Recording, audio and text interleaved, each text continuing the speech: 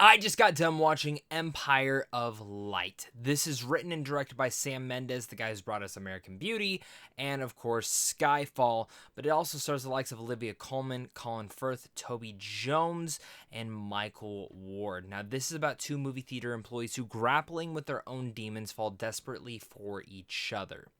Now, this movie premiered at a couple of different film festivals, and all the reactions overall were pretty meh, which kind of disappointed me because overall the trailer looked absolutely stunning, which you would expect because Roger Deakins was the cinematographer for this, but it's Sam Mendes writing and directing this, who just got done doing 1917, which that movie was incredible. Honestly, for me, I didn't know what I was going to expect out of going into this. I didn't even know what kind of genre it was. I just knew that the trailer was beautiful and that people were kind of mixed on the film overall, and as you can see from the title, the thumbnail, and everything, that I absolutely, completely, utterly fell in love with this movie, and I loved it. Now, I don't think the movie is perfect by any means. I actually do see some of those issues after thinking on the film a bit, but I do think some people are a little bit too harsh on this movie. And overall, this movie was just very soothing and beautiful, and truly enough, it kind of reinvigorated my love for filmmaking once again, and just in general, film. Like, I feel like over the last year and a half, I've hit this burnout phase where, not to the point where I don't want to keep talking about movies and TV, but in general that I just see so much of the same stuff. And that's all it is. Like, everything just feels at times made the exact same way as every other thing, and it just feels like the exact villain from Space Jam 2, that AI making movies. And that sucks, you know, sometimes there's a darling that comes around here and there, but this movie is crafted in such a way that it truly feels like an experience that makes you remember why you love movies, why cinema is so important, and the fact that no matter who you are, cinema in a way can bring together the most unlikely people, no matter what your backgrounds are, and even connect people within that room. Because when that beam of light comes out, you completely, utterly forget everything around you, and you just enjoy what is going on in the screen. You feel, all those different things. I mean, we make fun of and we memify the Nicole Kidman speech that she says in front of every single AMC Theaters movie, but when you watch this, that is the truth. Like, exactly everything she says in there is exactly what this movie kind of brought to me, and it gave me feelings that I have not felt in a while, like I said. And even though I don't think this movie's perfect, and I'll speak on those issues I fell head over heels for this film. But I definitely want to hear your guys' thoughts on this movie. This movie comes out December 9th in theaters. Are you going to be checking this one out? Are you a fan of Sam Mendes? Let me know down below, as well as make sure to hit that like and subscribe button if you enjoy talking movies and TV, because if you're like me, you probably are also the same thing, and I hope you enjoy the film review. With every review, the one thing I love talking about first is the pros, and that's what I'm going to start off with here within this review, and talking about Olivia Colman, who is the main star of this. She just absolutely stuns all over again. In fact, her performance at first was very much, okay, I get what this is going for, I like this, but as you start to understand and kind of start to understand what her personal demons are that she's dealing with, there's a couple monologues in here that, when they finally unravel, are just some of the most, you go as far as to say, yeah, Olivia Colman is one of the best actresses working today, and when she joins a project, there's something important about it, and she really, the thing I love about her is that no matter what role she's placing, I completely forget that it is Olivia Colman. She always disappears into those roles, and I think it's quite special. Colin Firth is good in here. He's not in it a ton, but he's good for what we get. Toby Jones, I think, remains one of the most underrated character actors out there. Every time this guy shows up, he has some important meanings, and for me, Empire of Light is one of his betterest performances that he's ever given, and a lot of that is for such a small runtime, but he plays the projectionist of this theater that they're working at, and I loved that. Olivia Colman is the heart of the story. The soul of this story is Michael Ward, who plays Steven in here, who is the love interest to Olivia Colman, and for me are both characters that come from completely separate backgrounds, but start to fall in love with one another. And for me, one of the things that I love about them is really the demons that they are both personally fighting are completely different than the other. Now, one I definitely think gets a little bit more time to marinate than the other, and again, I'll talk about that, but their relationship, their chemistry, everything in there really worked for me. And I actually did kind of believe them falling in love. And a lot of this was due to just cinema, not them watching movies together, but them working in the cinema itself and what cinema actually brings to itself. And while there's heavy metaphors all within there with just them being employees of a movie theater, like for instance, when this movie opens up, it's Olivia Colman turning on the lights, opening up the theater, just getting everything turned on. And it really does feel like the perfect opening to a movie. It's soothing, it's calm, and it's just the calm before everything kind of starts to unravel and open up.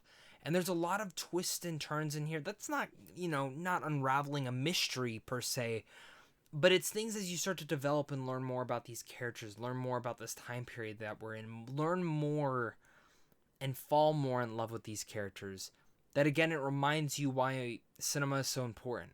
Like their relationship is kind of a piece thrown towards like how moviegoers treat movie theaters nowadays. And I just found that to be like, again, just really important. And I think Sam Mendes directing here is actually one of the most important pieces of this entire film. I think his directing in here directs an experience that again may remind people how important movies are and movie going is and cinema itself and going to the movie theater and that special feeling you get. Because I don't remember the movie I saw, but I remember going to the movie theaters for the first time as a kid. Like I vividly remember that. I remember going to this dark theater with these bright lights and posters all around and candy and the smell of popcorn. And my mom holding my hand and my dad holding my other hand and them taking me to see a movie. And then we sit down in these cloth seats and this beam of light shoots out and it hits the screen and it starts playing and you just sit there in utter awe. And you just get whisked away into a new world.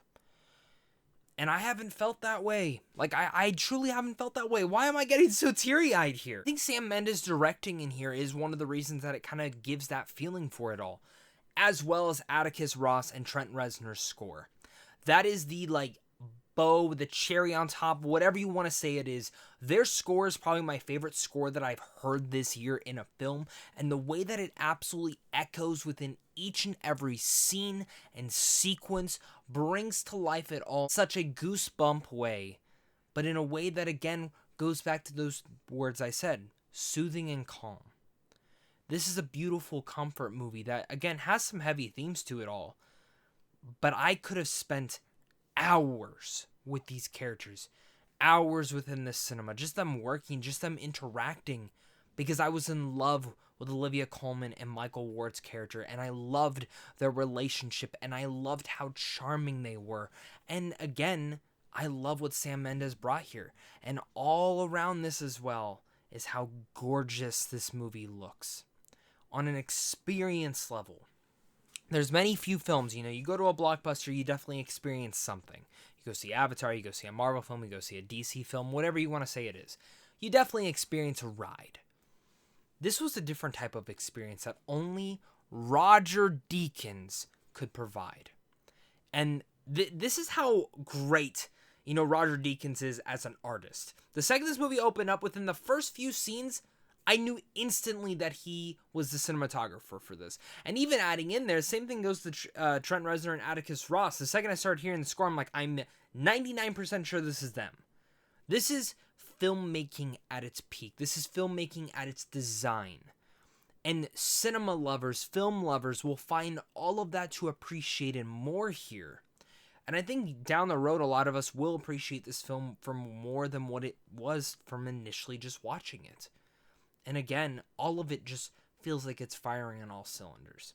Now, I said I love this movie. I love my experience with it. I love what it reminded me of. And I loved the feeling that it gave me, because it's the exact feeling that I feel every time I do go to the movies and I get whisked away. And it just reinvigorated my love for filmmaking.